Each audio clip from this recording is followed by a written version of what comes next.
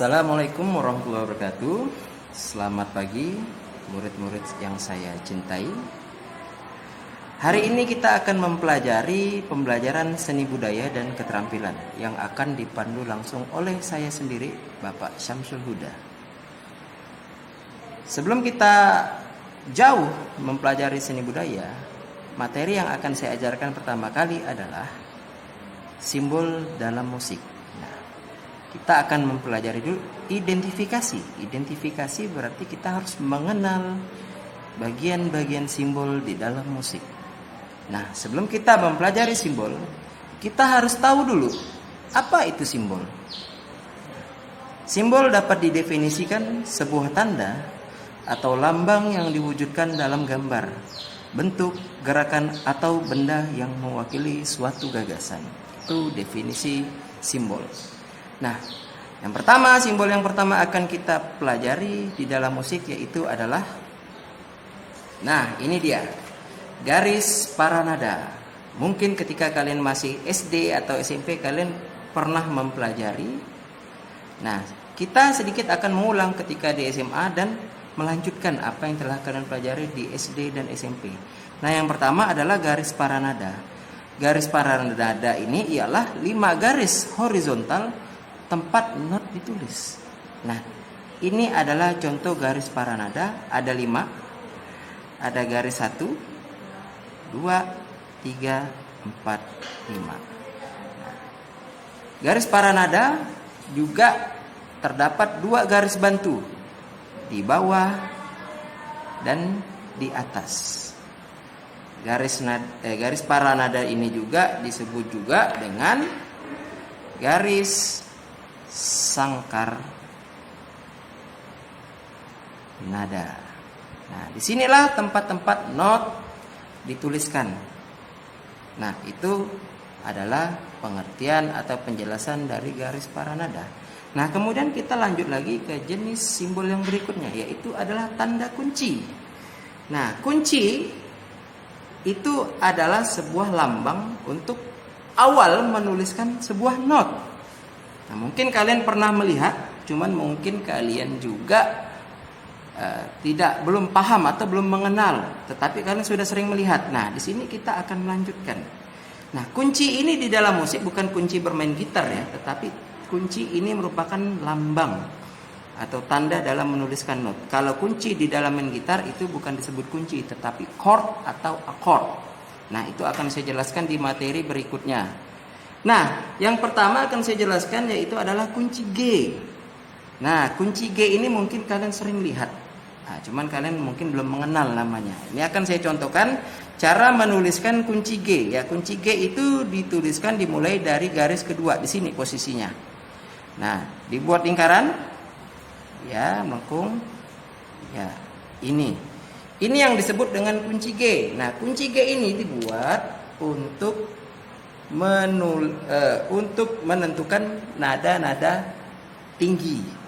Nah, ini contoh lambangnya. Mungkin saya belum rapi membuatnya. Nanti kalau kalian ketemu tatap muka sama saya akan buat yang lebih bagus lagi. Nah, kemudian ada kunci F. Nah, kunci F ini berbeda lagi dari kunci G. Dimulai dari garis keempat. Dimulai dari sini. Ya, sini. Ditarik bulat. Ini lengkung, ada 2 titik di sini. Ya. Nah, ini namanya kunci F atau kunci untuk menentukan nada-nada rendah. Nah, kunci F ini biasa disebut juga dengan namanya bass clef. Nah, kalau kunci G tadi itu disebut juga dengan namanya treble clef. Oke, ini contoh 2 kunci. Jadi tanda kunci ini ada 3. Nah, yang berikutnya lagi kunci C. Kunci C ini pada umumnya biasanya diletakkan setelah kunci G. Ada yang contohnya seperti ini. Ya, dimulai dari garis kedua sampai keempat. Nah, kalau yang saya contohkan seperti ini adalah ya seperti ini, lengkung C adanya 2 dibalik.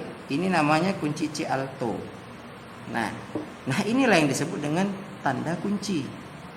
Nah, kalau yang kalian mainkan kunci gitar itu bukan kunci nak. Jadi kalian jangan salah penafsiran. Itu disebut chord atau akord. Nah, nanti akan saya jelaskan ketika kalian masuk. Nah, ini dua jenis simbol. Berikutnya ketemu lagi kita dengan simbol berikutnya adalah tanda not. Nah, tanda not itu terbagi menjadi dua. Ada not angka dan not balok.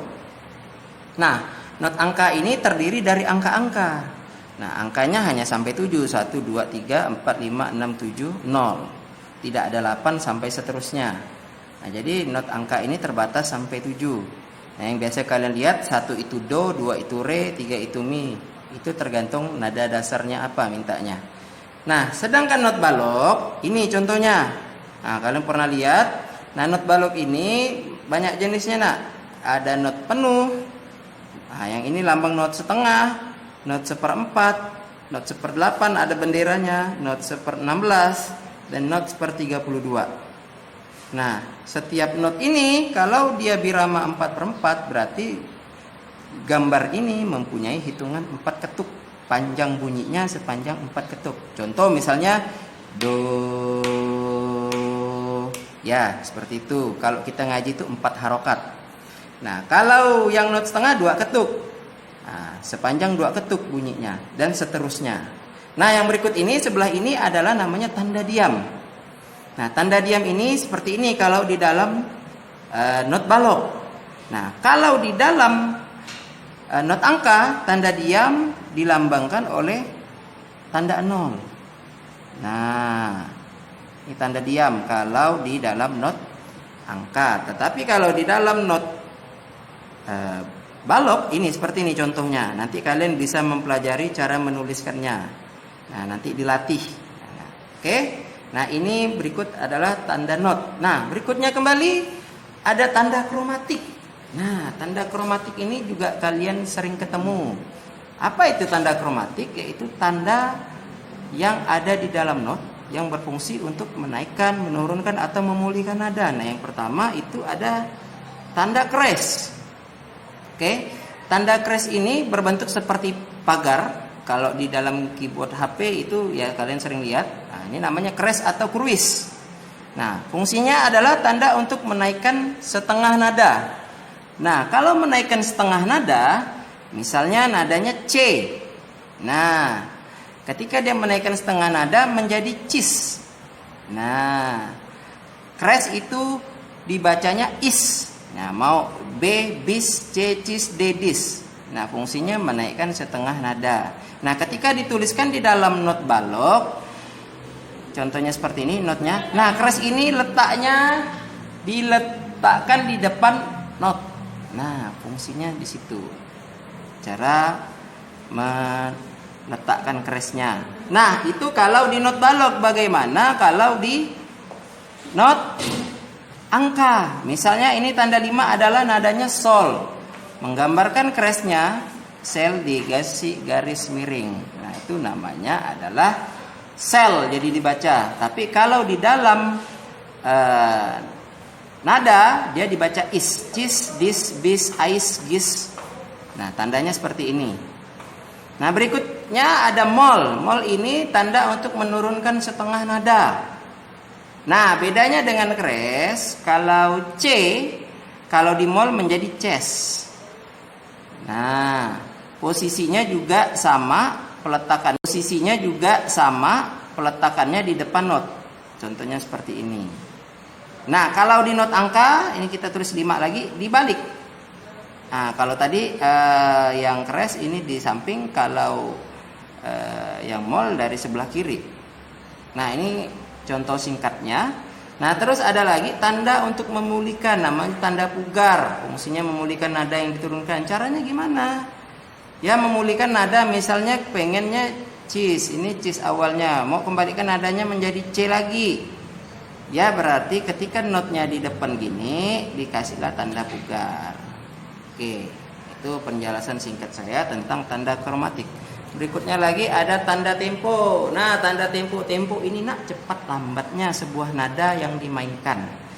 Nah, ada namanya tempo cepat, tempo sedang, tempo lambat. Nah, cepat salah satu contoh temponya yaitu adalah Allegro. Nah, apa itu Allegro? Kalian cari tahu sendiri nanti di Google.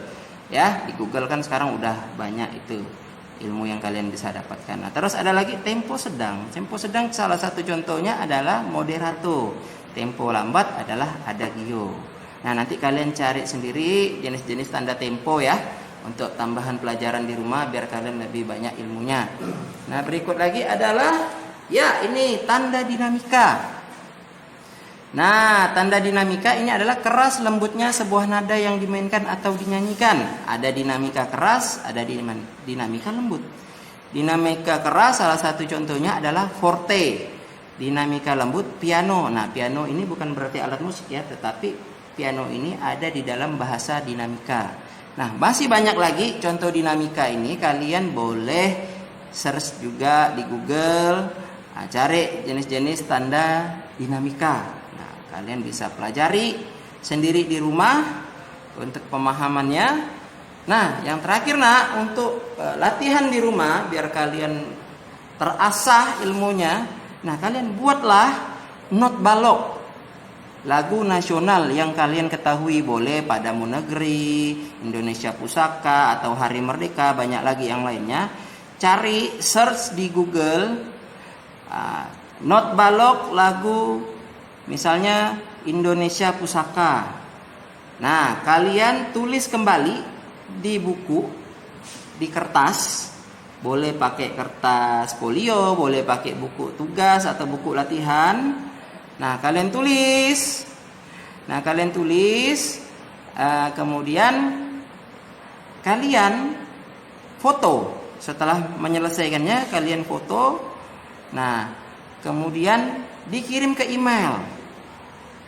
Nah, emailnya ada di sini, di bawah ini. rainanarkafazaindra12@gmail.com.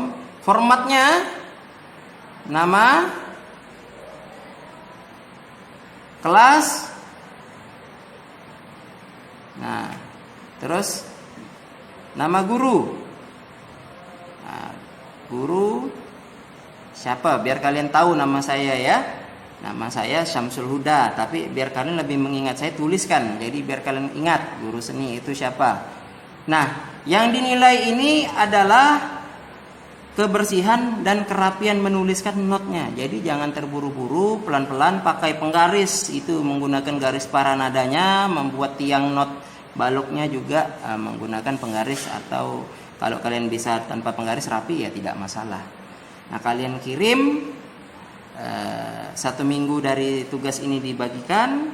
Nah, minggu depan akan saya cek di email saya.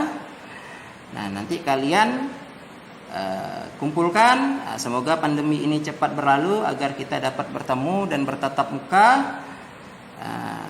Cukup sekian dari saya. Selamat belajar di SMA Negeri 2, khususnya kelas 10. Tetap semangat. Assalamualaikum warahmatullahi wabarakatuh.